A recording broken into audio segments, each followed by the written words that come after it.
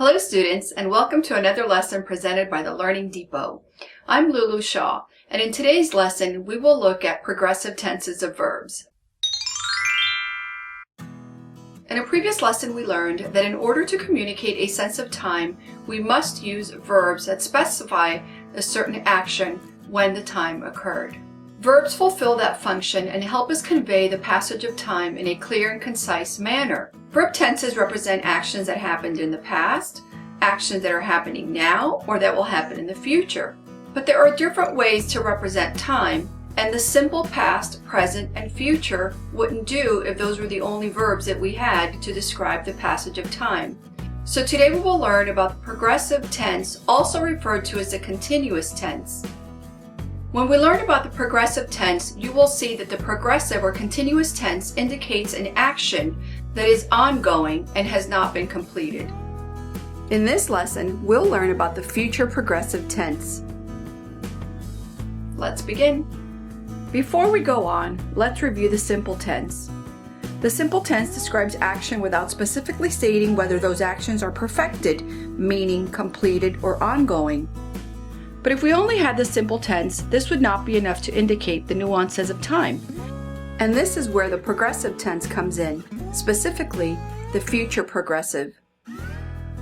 The future progressive tense indicates that something will occur in the future and continue for an expected length of time.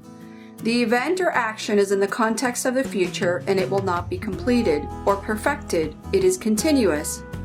The future progressive is usually modified by adverbs of time, specifically of future time, such as tomorrow, later, soon, and next.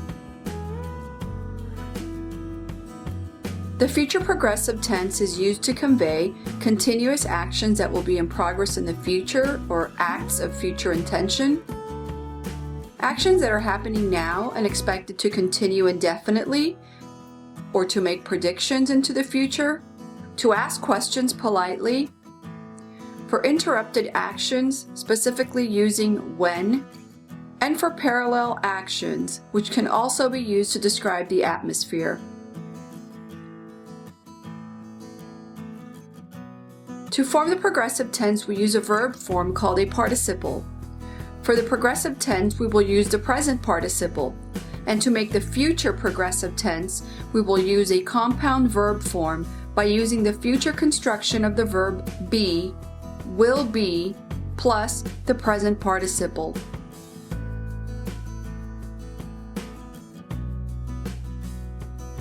To make the future progressive using the pronoun I, we would say, I will be working.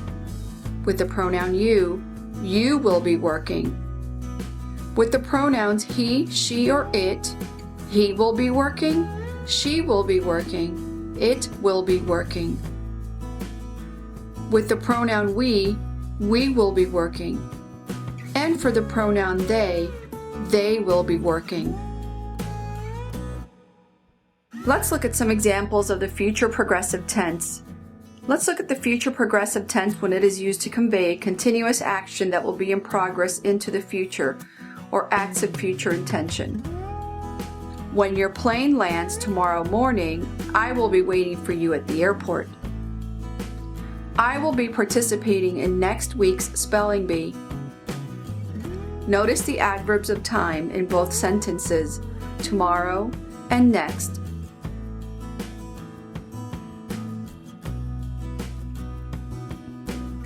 Let's look at the future progressive, with actions that are happening now and expected to continue indefinitely into the future. This can also be used to make predictions. Political disagreements will still be brewing for years to come. We can see the adverb still, an adverb of time, interrupting the verb phrase.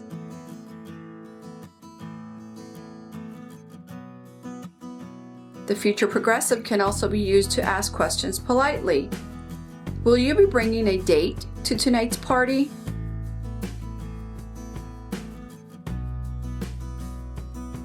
It can also be used to show interrupted actions. And here we use when. When you arrive at the reception, they will be cutting the cake. And the future progressive can also be used to describe parallel actions in the atmosphere.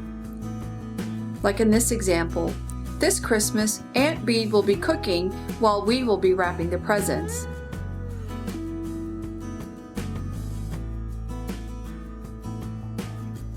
At the party, the children will be playing, grandfather will be dancing, Uncle Albert will be eating, and all the guests will be enjoying themselves. In this example, the parallel actions are used to describe the atmosphere.